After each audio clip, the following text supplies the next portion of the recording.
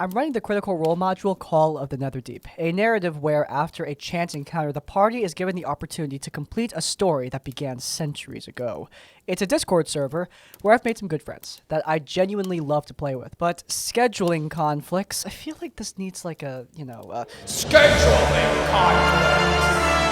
Or something. I'll come up with something. They've given my game something of a turnover rate. This is something I accept, sometimes with more grace than others, but a particular event that threw a wheel in my spokes is when some players left without a single word while the party was in the depths of a dungeon that, due to its chaotic nature, could only be accessed with the plot MacGuffin the player characters had since Act 1 of the module. Because of this, I floated the idea that the replacement player should pick up using the character that left and then trade out after the party leaves the dungeon. Feel free to render your judgments. With the benefit of hindsight, understand that this was stupid. Even as an off-the-cuff suggestion, well, I mean, what level are they? Because if the other player's okay with it, then at a low level, I think it would actually be fine.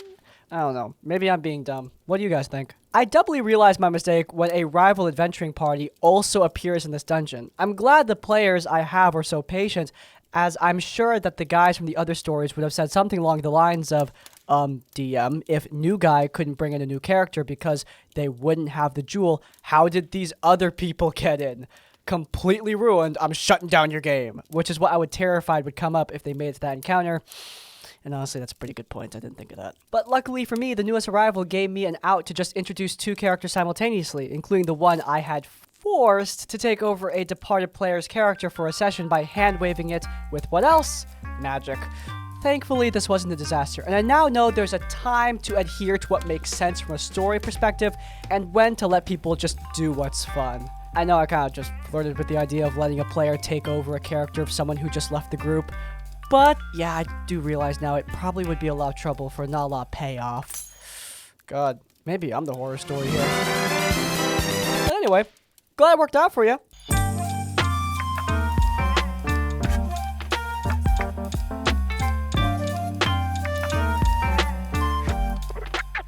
Hello, Crispy, and everyone else in the tavern. Sorry if this story isn't really horror-ish, but it still annoys the heck out of me, and I think it could be a great lesson to other DMs.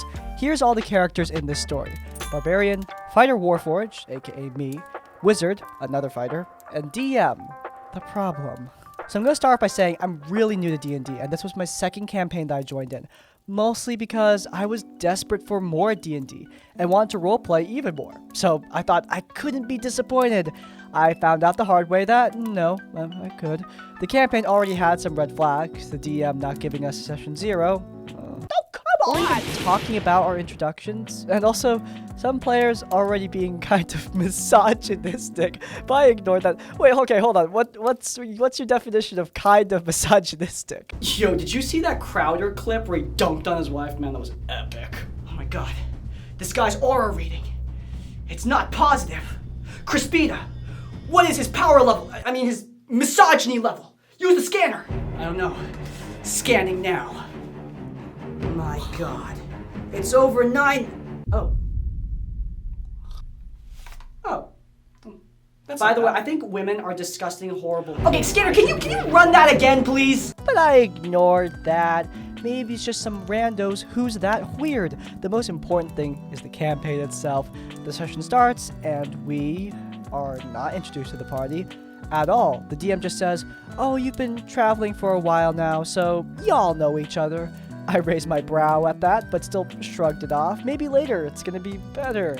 We appear in a lizard folk village, and one of the lizard folks heads us up by giving us a quest to find their old chief, Mordekaiser. Mordecai? When did you turn into a lizard, man? I thought you were a bird! Anyway, Chief Mordekaiser died 500 years ago, and we needed to put him back to rest. I was still weirded out by getting such a fast quest give, but still, I ignored this, and we immediately headed to the Manta boat. And here's where the fun starts. We calmly swim towards, nothing happens, until some bloodsuckers appear out of nowhere and start attacking. And no one besides my Warforged and the Wizard could attack them, since no one had any long-range weapons. Good thing they died really fast, and by really fast, I mean fast. DM didn't even describe their death or let us describe our one-shot kills. And the lizard that was in control of the boat was like, oh, you were attacked? Oh, yeah, that happens every day. Which was really weird, and I was already considering quitting this campaign. We finally arrived to the dungeon after having no roleplay or talks between us, which was also weird, but alas, the DM was excited to make up for roleplay in the dungeon. Spoiler, he did not. And that's where the whole session just went downhill for me. We enter the dungeon, we slowly go onwards. I, several times, asked the DM to let my character do a checkup. Is there any monsters or anything? But I get ignored. Okay, maybe he didn't hear me. We go to the middle of the path and we get jumped by 4 skeletons. Dude, this is why everyone's like, oh my god, why are my combats so boring? Maybe y'all need to do better encounters. 4 skeletons, man, what are you guys doing? This is where we find out that the barbarian in our group is level 3, while the rest of us are level 1, which means, like, pray for those freaking skeletons, man. Yeah, that's when I knew this campaign is screwed. I'm gonna leave as soon as it ends. So my Warforged still somehow managed, without any damage, to kill all these skeletons, but our wizard was KO'd, because he only had like 8 hit points. We had to carry him to the lizardmen and let him rest. When I investigated the place where the skeletons ambushed us, I found out it was empty. They literally just spawned out of the air and attacked us. I already started to consider just starting to draw while this session is playing out. We go into the next room and we are attacked again by 4 skeletons. Our barbarian nearly died and we had to surrender and wait for him to heal. Some time passed and our wizard returned to us. And once we entered the next room, now there were 6 skeletons. But this time, our barbarian rolled a 20 on attack and was allowed to use his action 2 times in a row? Okay.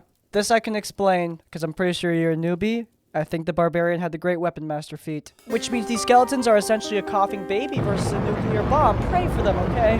I was really weirded out at this point and just turned on my blender and started modeling. We got through that once again, went to investigate the room because reasons. So, final room, boss of the dungeon. I asked to be hidden by stealth and the DM let me. This skeletal dude just got out of his grave, started to attack us, and immediately teleported to me and said, nothing personal, I mean, you can't hide from me. And attacked me. I just ignored the edginess and withstanded the blow. Now, you know how every monster has armor class? It choose around like 14, 15. This guy had 26. He was literally impossible to attack. And not only that, he also has reactions just ignore our attacks on his turn, which means he's Sans. This is Sans from Undertale. You gotta wait for him to fall asleep, okay? You guys got this. I believe in you. This is super weird. I was just sitting and half listening to the stuff the DM was saying and only slightly tried to attack the guy. Some very boring time passed and the boss was killed by our wizard just because his attacks could ignore the AC of this guy and he already used his reaction on something else. The session finally ended and the DM said, sorry that I hadn't that much animated maps today. I couldn't find that many. His main concern was that the maps were not animated. The maps. I immediately left the server and the campaign after that. It was the most boring thing I've ever witnessed. Thank God, after like an hour, I found a new DM to play with, and I now have a session planned on Tuesday. The moral of the story is never, and I mean never, be this guy. Your players will run from you, just like me. God, it's like I said earlier, y'all gotta improve your encounter design if you want combat to be good. Look, this is easy, I will admit that. It's easy to just look at a basic enemy, spawn it in 6 times, and say, yep, encounter designed. But that's not enough. If you want your combat to be good, if you want it to be fun, you gotta put a little bit more effort into it. Add some mechanics into the arena. Add tanky or melee enemies so the skeletons can hide in the rafters. Have the skeletons inflict some kind of stats condition with poisoned arrows. Literally anything. Giving a monster insane AC or insane hit points or just instant win buttons, that's not the answer. That doesn't make combat interesting. Some of y'all do yourselves no freaking favors, man. I swear to God. Also, don't randomly give your barbarian 2 levels above the rest of the players because it's gonna make them feel like really bad. Don't know how else to say it. Been a big fan of this channel for a bit now, and I have a couple of stories I could share, but here's a light one. A little over 2 years ago, I started GMing Lancer RPG, a sci-fi mech game, which I had become enamored with because its lore is awesome and its combat is fun. I was a pretty new GM with only a very, very silly, casual, and short 5th edition campaign, which I game mastered way before the pandemic, which was done purely through Discord. So I had practically no experience game mastering. Lancer is complex enough that most people choose to use VTTs or digital tools to run it, and being the nerd who can't math I am, I opted to use Foundry for my game as the Lancer system on Foundry is amazing, with a ton of features to make it easy for me to GM. Foundry in general is amazing.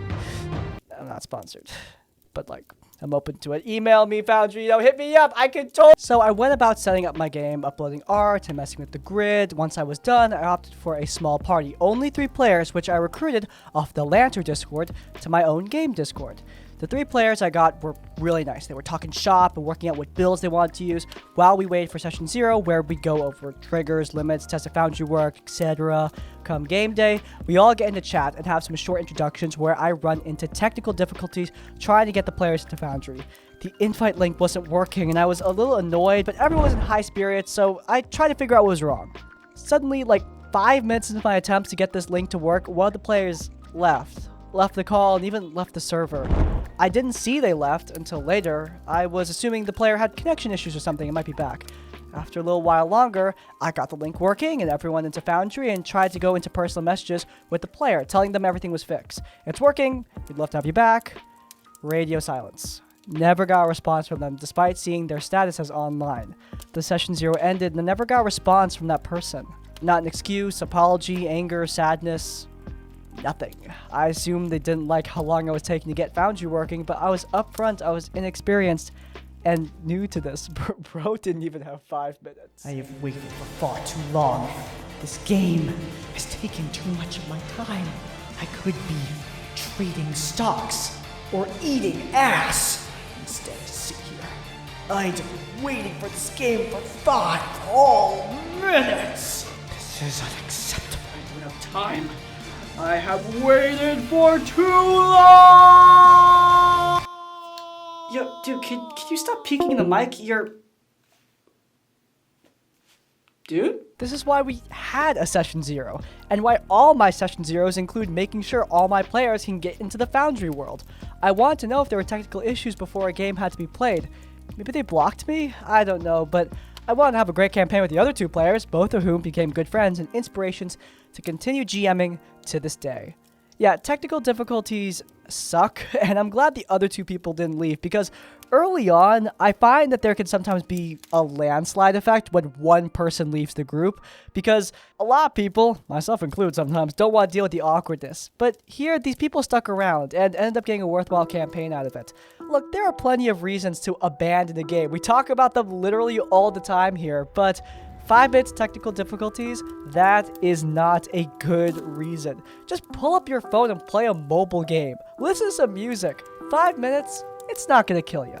By the by, session 0 for technical issues, that is great. I did not do this for the 10th Tomb and faced continuous technical issues throughout episode 2 and 3 of that campaign, which put a damper on my mood sometimes, even in a great game. So yeah, at least try to work it out early and you'll probably not regret it. Anyway, I had a couple stories from that old server and streaming group that I wanted to get off my chest. These aren't stories where I was the victim, but more like a witness. And before anyone says anything, these obviously didn't happen one after the other, but rather a build-up over months of campaigns. The 2 important people, because I like using pop culture naming conventions, will be Freddy, the server DM, and Jason, the rules lawyer. Now, right off the bat, I don't want to say that the 2 were rivals or hated each other. In fact, from the outside looking in, when I joined the server, I thought they were pretty good friends. The one time I really saw the 2 butt heads was when we played World of Darkness. See, Jason was a lore lawyer, by which I mean he knew the in-universe dealings pretty well. He was the kind of guy you'd ask whether or not it would be feasible for Garu the werewolves and Kindred the vampires to put aside their grievances to stop something that's a larger threat. Freddy, well, he liked making things that seemed really cool in the moment. For instance, in the Werewolf the Apocalypse game, I joined a Metis, essentially a werewolf with 2 werewolf parents, basically a werewolf Habsburg, and a mage. Okay, mage I get, but who comes up with these names? Metis? This naming person isn't a Metis. They're a menace! Anyway, yeah, these 2 people had a child that met them in the present through a time vortex. This would lead to an argument from Jason saying it really wasn't possible in either way for a werewolf to become a mage naturally, or for a mage to become a werewolf, or that a menace shouldn't be able to bear a child at all. It led to an argument between him and Freddy about whether or not this could happen, and we were all just right in the middle. Look, these kind of arguments make me just want to lose my head. Literally. Spirit of the sky, get me out of here! Oh, and don't forget, this was also a streamed game. There would also be times where Jason was well within his right to be upset, but would take it out more violently than anyone would have liked, and sometimes for a good reason despite the outbursts. For example, Jason had an idea for everyone in the server to play as various personalities of a Malkavian girl, each one being split personas of her being, kind of like Crazy Jane from Doom Patrol. Of course, this idea was thrown out when one person, not Freddy, got the idea of playing like a nymphomaniac. I think it started as a crass joke, but he kept going on about control and leading the Malkavian to sell herself, and what the heck is a nymphomaniac? Oh, how did I not guess that? Yeah, she needed to sell herself according to this player. I don't remember who did it, but it didn't matter. It led to Jason getting angry and throwing the baby out with the bathwater. Yeah, these kind of arguments would come up every once in a while, and sometimes frequently enough that I would dread coming to the games because what if another argument cropped up?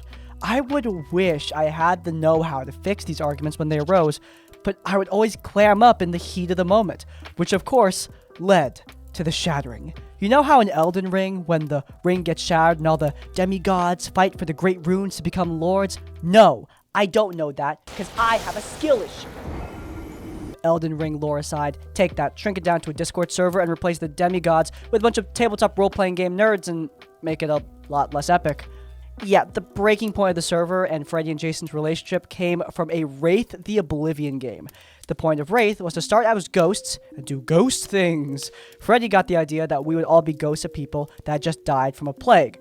Jason, however, pointed out one major problem. We were in the middle of the virus, the coof, the lockdown, the other naming schemes to keep Crispy from getting the yellow dollar sign in the video. Thanks, by the way.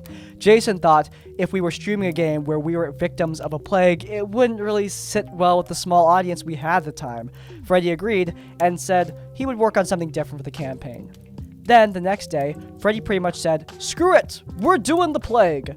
This was the straw that broke Jason's back. Jason snapped at Freddy for going back on what we had agreed, for breaking his trust, and others in the server agreed. It got to the point where almost half the server just left. I stayed because I didn't know what else to do. I was heartbroken seeing 2 people I considered my friends just have what I thought was the mother of all falling outs. Yeah, I felt that. Tenuous Pact on the RPG Discord server has all but evaporated. The drums of war thunder once again.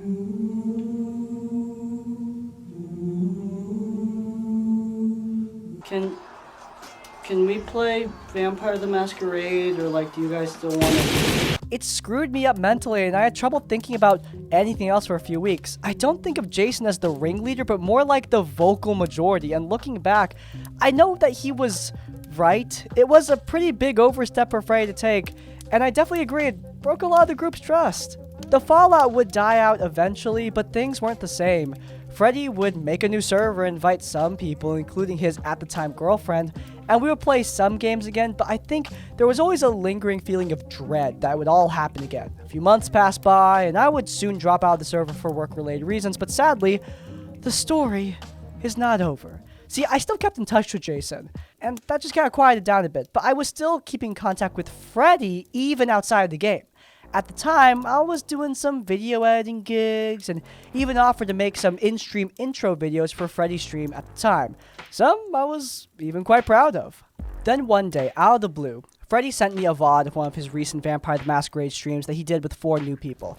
He told me to cut out part of the character introductions, but he didn't specify which one, which, by the way, if you work with an editor, don't freaking do that. Like, tell us what you want. That confused me, so I scrubbed the VOD, and there was an introduction where a female player's female player character, both of which are sadly important, was being embraced by her sire. I don't remember what was said. I think I may have blocked it out, but I remember the female player had a look in her eyes that screamed, "God, smite me now!" I imagine it's the same face I had when I was reading that Nymphomaniac thing. Yo, what the fuck? I cut the part out of the video, sent it back to him, and I started to think back to the other times where he was a game master or a storyteller. In a game Freddy played with his then girlfriend, he had her sire tease and fondle her while using obfuscate while her player character was streaming in game. At the time, I thought it was normal because, like, they're both in a relationship. Then I also thought back to another female friend of mine I met in the group who said she always felt like Freddy was trying to get her to join his poly. Wait, what? At the time, I thought it was a joke, but looking back, maybe it wasn't. Am I definitely saying that Freddy was a pest? I can't say for certain, but writing all this down and adding on to the Wraith of the Oblivion incident, I can say for certain that he was at least willing to overstep boundaries in game. I don't remember exactly when I stopped talking to Freddy. I think it may have been after I sent the VOD, or maybe it was a little later, but I just remember looking at him through rose-colored glasses because he was a friend.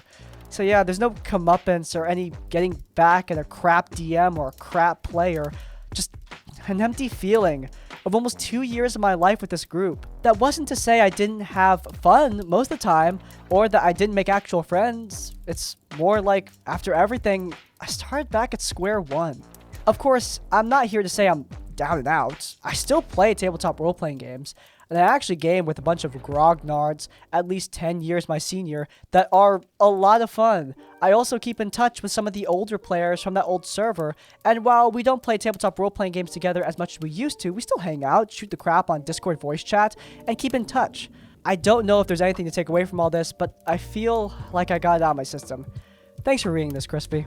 Of course, and yeah, the rose-tinted glasses when you're playing with friends, those can be pretty darn heavy. I had those glasses on myself in my first D&D game, and that ended up in the worst horror story I've ever experienced that went on for years. It sucks, it's a shockingly easy trap to fall into. I already kind of made fun of the lore lawyer, but the main problem here, I think, was Freddy. Overstepping boundaries is always going to be more annoying than somebody who is way too obsessed with correcting people over lore. Yeah, they're both annoying, but one of them can actually ruin a game. And also, I feel like most lore lawyers will totally back down if you just tell them what's wrong. Whereas a pest who's being a menace, they usually just... well, they usually don't give up, if you know what I'm saying. At the end of the day, Freddy and Jason probably had mostly good moments. You're with a friend for years, and for the majority of the time, they're okay. But if you start seeing stuff stack up, even over the course of months, you might need to consider whether or not they're actually your friend. Hey, you know what this is? It's a wrap. And it's a wrap for Crispy's Tavern until the 29th of September. I'm going to be taking a little break for my birthday. Hope you guys don't mind. Don't worry, I'll be back before you know it. But in any case, if you guys enjoyed this one, then you might enjoy our 10th Tomb actual play, an incredible spy thriller adventure. It's linked in the cards. But before you go, please do leave a like on this one and subscribe to Crispy's Tavern so you don't miss any of our content as it comes out. And finally, if you want to leave your own stories or thoughts, you can go down in the comments down below. If you can't think of a comment, leave the comment Jason versus Freddy to let me know I made it to the end of the video. Hey, by the way, if you have your own horror stories, you can send them directly to us. There's an email down in the description down below. Send your stories our way for a chance to be featured in one of these videos. But hey, even if you don't have any stories, in essence, like, comment, subscribe. I will see you all next time on the 29th. Farewell.